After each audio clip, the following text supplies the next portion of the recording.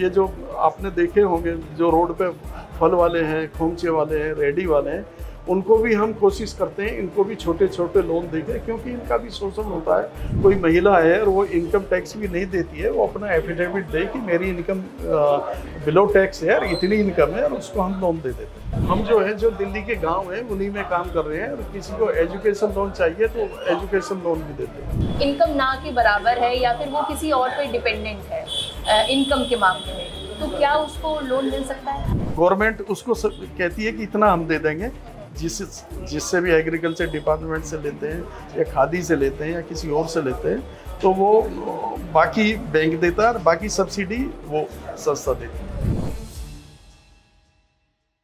ये cooperative bank हैं क्या और इनका रोल क्या है, और ग्रामीण भारत के लिए ये कितनी यूज़फुल है, ये जानने के लिए इस वक्त मेरे साथ कोऑपरेटिव बैंक के सीईओ आज़ाद सिंह भडाना जी हैं। तो सर, सबसे पहले तो आपका गांव जंक्शन पर स्वागत है।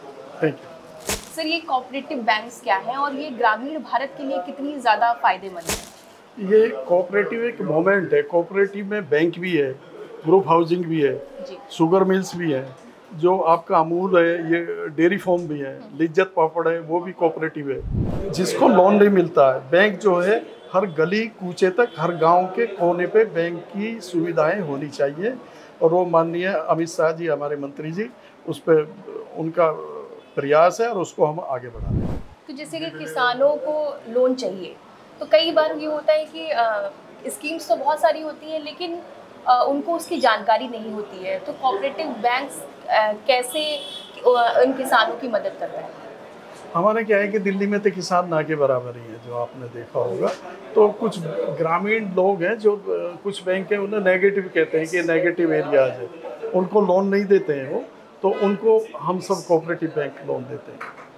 अच्छा, तो कैसे, मतलब जैसे किसी को लोन चाहिए और वो कोऑपरेटिव बैंक के पास आता है, तो कई बार आपसे कुछ डॉक्यूमेंट्स मांगे जाते हैं या फिर आपको कोई गिरवी कोई चीज़ रखनी पड़ती है, तो इस केस में कैसे? उसमें क्या है कि हमारी फॉर्मेलिटी बड़ी सरल है, और हम उनको एजुकेट करते हैं पूरा कि पेपर्स को किस तरह से, मान लिया कुछ को तो ऐसे कर देते हैं उनकी समझ में नहीं आता। अगर ग्रामीण परिवेश का है तो उसे ग्रामीण भाषा में उसको समझाते हैं, उसकी नॉर्मल लैंग्वेज में समझाते हैं, हिंदी में समझाते हैं। कोई ग्रामीण वर्ग से कोई आया है, आप उसको लोन चाहिए, चाहे वो होम के लोन के हिसाब से चाहिए हो या फिर कृषि के लिए चाहिए हो, तो कोऑपरेटिव बैंक्स किस तरीके से उसकी मदद करती है? कोई स्कीम्स हैं? सबसे पहले हम उसको मेंबर बनाते हैं, क्योंकि जिसको भी लोन देंगे वो शेयर होल्डर होना चाहिए। तो शेयर होल्डर है तो उसको हम पर्सनल लोन भी देते हैं, और एग्रीकल्चर के लिए भी दे देते हैं, और प्रायोरिटी सेक्टर में भी देते हैं हम, और वीकर सेक्शन को भी देते हैं। जो ग्रामीण और ये किसान का आता है, वीकर में ही आता है, उनको भी हम देते हैं। तो सर, कितने परसेंट पे, मतलब इंटरेस्ट रेट होता है ना कि इतने इंटरेस्ट रेट पे आप नॉर्मली होता है, ज़्यादा नहीं होता है उसमें। वो होता है 12%, 14%, इस तरह से होता है। तो इसके अलावा कोऑपरेटिव बैंक्स की कुछ, जैसे हर बैंक की कुछ योजनाएं होती हैं, कुछ स्कीम्स होती हैं जो सरकार से टाई अप होकर काम कर रही होती हैं, तो ऐसी कोई स्कीम्स जो ग्रामीण भारत के लोगों के लिए फायदेमंद हो और उनको इसकी जानकारी अभी तक ना हो? दरअसल में क्या है, ये पब्लिक का ही फंड होता है, पब्लिक की एफडी होती है, या बैंक के रिजर्व्स होते हैं जो हम लोन देते हैं। हम कोई ऐसा सब्सिडाइज पैसा गवर्नमेंट से नहीं लेते, इसलिए हम सब्सिडी उसमें दे नहीं सकते। और जो बैंक की अपनी स्कीम होती है जो बिल्कुल बड़े सरल तरीके से बनाई जाती है, जो बिल्कुल हर गांव में पहुंचे, हर गांव गली कूचे में छोटे से छोटा आदमी उसका फ़ायदा उठा ले।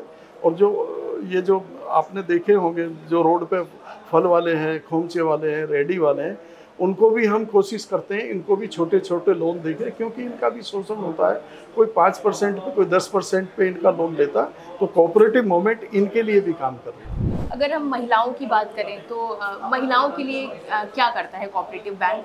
जैसे किसी महिला को मान लीजिए किसी कारण भी लोन चाहिए हो, चाहे वो शायद अपनी बेटी की शादी कराने के लिए चाहिए हो या पर्सनल किसी भी काम के लिए चाहिए हो, तो क्या वो लोन कोऑपरेटिव बैंक से ले सकती है? हाँ जी, ले सकती है। जैसे कि कोई महिला है और वो इनकम टैक्स भी नहीं देती है, वो अपना एफिडेविट दे कि मेरी इनकम बिलो टैक्स है और इतनी इनकम है, और उसको हम लोन दे देते हैं। अगर सर कोई जैसे आपने कहा कि इनकम होनी चाहिए, अगर कोई ऐसा व्यक्ति है ग्रामीण परिवेश से जिसकी इनकम ना के बराबर है या फिर वो किसी और पे डिपेंडेंट है इनकम के मामले में, तो क्या उसको लोन मिल सकता है? नहीं, अगर वो और पे डिपेंडेंट है, बेटे पर है, तो उसको बेटे को को बोरोवर बना लेते हैं, उसकी इनकम उसमें क्लब कर देते हैं, तो उसको लोन दे देते हैं। इसके अलावा जैसे एजुकेशन लोन्स वगैरह भी एजुकेशन भी देते हैं। तो जैसे ग्रामीण परिवेश से जो बच्चे आते हैं, हाँ, तो एजुकेशन लोन अगर हम अन्य बैंकों में देखें तो उनका इंटरेस्ट रेट भी वेरी करता है, तो कई बार उस तरफ लोग जाते नहीं हैं। तो ऐसे बच्चों के लिए जो ग्रामीण परिवेश से आते हैं, कोऑपरेटिव बैंक्स कैसी मदद करेगा? हम जो है, जो दिल्ली के गांव हैं उन्हीं में काम कर रहे हैं, और किसी को एजुकेशन लोन चाहिए तो एजुकेशन लोन भी देते हैं, मिल जाता है नॉमिनल रेट पर देते हैं। तो कैसे, मतलब जैसे कोई बच्चा आता है, उदाहरण के तौर पे, ताकि लोग भी, दर्शक भी अच्छे से समझ सके, अगर किसी बच्चे को लोन चाहिए तो उसको कौन से पेपर वर्क से होकर गुजरना होगा? उसका क्या है, जिस इंस्टीट्यूट से वो उसने किया है, एडमिशन लिया है, उसका पूरा प्रोजेक्ट ले लेते हैं, उसका शेड्यूल ले लेते हैं, फिर रीपेइंग शेड्यूल लेते हैं, उसका जो है 80% हम फाइनेंस कर देते हैं, 20% उस बच्चे को अपनी तरफ से देना होता है। जैसे हमने महिलाओं की बात की और ये बच्चों की भी बात की, बुजुर्ग अगर हैं उनको किसी कारण लोन चाहिए तो क्या उनको मिलता है? क्योंकि एक कई जगह लिमिटेशन है कि इस एज के बाद लोन ऑफर नहीं हो सकता। उसमें क्या है कि उनके परिवार वालों को को बोरोवर बना लेते हैं। मान लिया वो 70 के एज के है, तो उसमें को बोरोवर बना के उनको दे देते हैं। मतलब अगर हम ओवरऑल बात करें तो लोन की सुविधा हर किसी के लिए है, कुछ टर्म्स एंड कंडीशंस है। हाँ, टर्म दे देते हैं, लेकिन थोड़ा सा बैंक को सेफ रखते हुए उसको दे देते हैं, क्योंकि और जो बैंक हैं कुछ वो तो देते ही नहीं है। लेकिन हमारा है कि गांव के हर आदमी को, बुजुर्गों को, सबको कोऑपरेटिव बैंक के हर गांव में फाइनेंस की सुविधा देना, और बैंक का पैसा कहीं डूबे भी नहीं, ये भी हमारी पूरी कोशिश होती है, क्योंकि ये पब्लिक मनी है। तो इस तरह से हम देते हैं कि उसको लोन भी मिल जाए और बैंक का पैसा जैसे सर एक इम्पोर्टेंट सवाल है, जैसे किसान हैं, उनको कुछ उपकरण खरीदने हैं कृषि से संबंधित, तो उसमें सब्सिडी भी सरकार के द्वारा मिलती है। अगर उसे खरीदने के लिए आपके कोऑपरेटिव बैंक से लोन लिया जाए तो क्या उनको मिलता है? नहीं, हम सब्सिडी नहीं होती है हमारे यहाँ, क्योंकि वो तो गवर्नमेंट देती है सब्सिडी। कोई भी बैंक सब्सिडी नहीं देता है, वो बैंक की स्कीम होती है, और वो गवर्नमेंट उसको कहती है कि इतना हम दे देंगे, जिससे भी एग्रीकल्चर डिपार्टमेंट से लेते हैं या खादी से लेते हैं या किसी और से लेते हैं, तो वो बाकी बैंक देता है, और बाकी सब्सिडी वो संस्था देती है। सर एक आखिरी सवाल सर आपसे, कि अन्य बैंकों से कितनी अलग है कोऑपरेटिव बैंक? कोऑपरेटिव बैंक क्या है कि खुद जाके गली मोहल्ले में हैंडीकैप्ड हैं उनके घर चले जाते हैं, सीनियर सिटीजन हैं उनके घर चले जाते हैं। कोऑपरेटिव का मतलब है हमें एक मानव सेवा करनी है फाइनेंस के माध्यम से।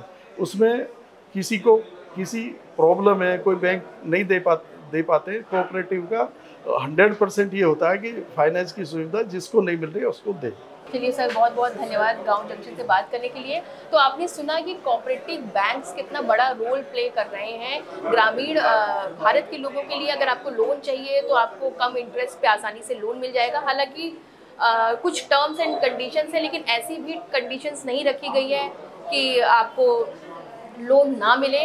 तो बहरहाल इस रिपोर्ट में बस इतना ही। अगर कोऑपरेटिव बैंक्स या लोन से रिलेटेड आपको कोई भी कंफ्यूजन या कोई भी अन्य जानकारी चाहिए तो आप गांव जंक्शन के साथ कनेक्ट हो। हम आपकी परेशानी को दूर करने की कोशिश करेंगे और आपके जो भी सवाल होंगे उसके जवाब ज़रूर तलाशेंगे। गांव जंक्शन के लिए नैन्सी बाजपेयी।